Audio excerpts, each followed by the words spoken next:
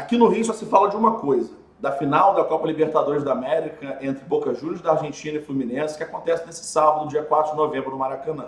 O problema é que o estádio não comporta toda a torcida do Fluminense, nem mesmo todos os torcedores do Boca que estão vindo da Argentina para assistir a partida. E a Prefeitura do Rio decidiu proibir os torcedores do Fluminense que ficaram sem ingressos de assistir a partida no telão na sua própria casa, num estádio das Laranjeiras. Outro espaço tradicional da torcida do Fluminense, que é o Sambódromo, onde os tricolores assistiram a partida que deu o título brasileiro do Fluminense em 2010, foi dado para os torcedores do Boca Juniors e o Fluminense ficou com a Cinelândia, um espaço que tem tradição de manifestações políticas, mas nenhuma tradição de eventos esportivos.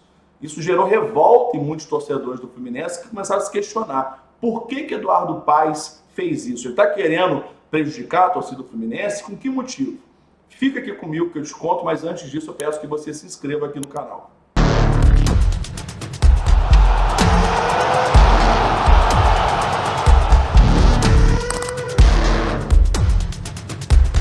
A primeira notícia que chocou a torcida do Fluminense foi a proibição do telão no estádio Laranjeiras. A torcida havia assistido todos os jogos da Libertadores no seu próprio estádio, mas justamente na grande final a prefeitura decidiu proibir uma final de campo neutro, onde a torcida conseguiu poucos ingressos. Foram apenas 20 mil ingressos destinados à torcida do Fluminense. Lembrando que o Fluminense tem mais de 70 mil sócios torcedores. Por que isso foi feito? No primeiro momento a prefeitura não deu nenhuma explicação, mas depois da repercussão negativa, quando foi anunciado que a torcida deveria assistir o jogo na Cinelândia, um espaço sem nenhuma tradição, a prefeitura do Eduardo Paes veio no Twitter e justificou dizendo que ele atendeu uma solicitação da Polícia Militar. Essa mesma Polícia Militar que há pouco tempo escoltou torcidas organizadas de Vasco e Flamengo armadas com paus e pedras. Por isso é totalmente questionável a decisão da prefeitura. Mas pior do que isso, eles poderiam ter colocado a torcida do Fluminense no Sambódromo, quando aconteceu no Campeonato Brasileiro de 2010, mas a prefeitura decidiu dar o Sambódromo para os torcedores do Boca Juniors e colocou os torcedores do Fluminense no espaço sem nenhuma tradição de eventos esportivos, sem nenhum vínculo com a história do clube. Ele anunciou isso ainda num vídeo, junto com dois políticos da sua base de apoio, um vereador e também um deputado, que são tricolores. Ele anunciou isso fazendo piada, fazendo gracinha, com o escudo do Vasco. Eduardo Paes, aqueles caras não representam a torcida do Fluminense, não representam o clube Fluminense, a instituição Fluminense. Se você deveria ter se reunido com a diretoria, ter feito esse anúncio com a diretoria, mas se você ainda tivesse feito essa reunião com representantes de torcidas organizadas, teria muito mais legitimidade do que aqueles dois políticos. E você ainda faz aquilo ali, lesando a torcida do Fluminense e fazendo chacota, fazendo brincadeira. O momento que está acontecendo é um momento muito sério para a história do clube. E você é o prefeito de uma cidade turística e faz de tudo para criar uma boa imagem para os torcedores de fora, beleza. Você não vai tratar os torcedores argentinos como os torcedores brasileiros são tratados quando vão na Argentina.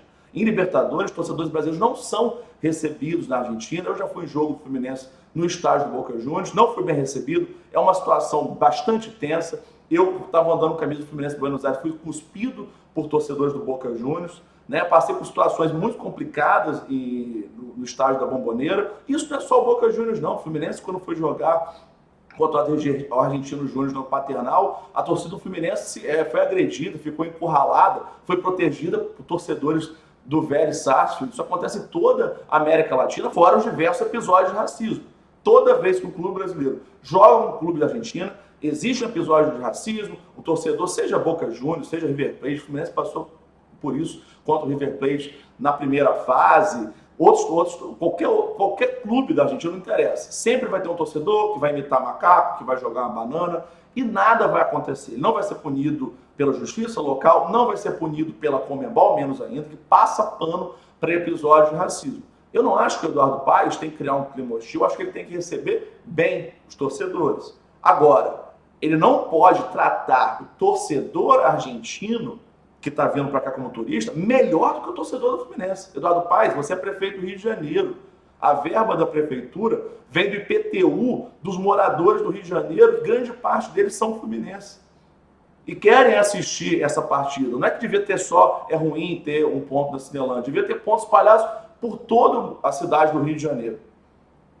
Quem vota em você são os cariocas, são os tricolores. O torcedor do Boca Juniors não vota em você, Eduardo Paes. E aí qual foi a situação absurda que foi criada? Enquanto os torcedores do Fluminense, que pagam imposto aqui no Rio, que são cidadãos do Rio de Janeiro, vão assistir o jogo na Cinelândia, os torcedores do Boca Juniors vão ter, os torcedores do Boca Juniors que não conseguiram ingresso. E é bom lembrar que, assim, o que esses caras vieram fazer aqui também, vindo lá da Argentina sem ingresso, né? Eles vieram aqui para tumultuar. Esses caras vão ter o privilégio de assistir o jogo no Templo do Samba, no Sambódromo, no local onde a torcida do Fluminense assistiu o título brasileiro de 2010. E pelo que a gente tem visto de torcedores argentinos em todos os jogos contra times brasileiros, é muito provável que a gente tenha episódios de racismo no Templo da Cultura Afro-Brasileira, do Templo do Samba do Rio de Janeiro, construído por Leonel Brizola. Essa foi a situação criada por Eduardo Paes.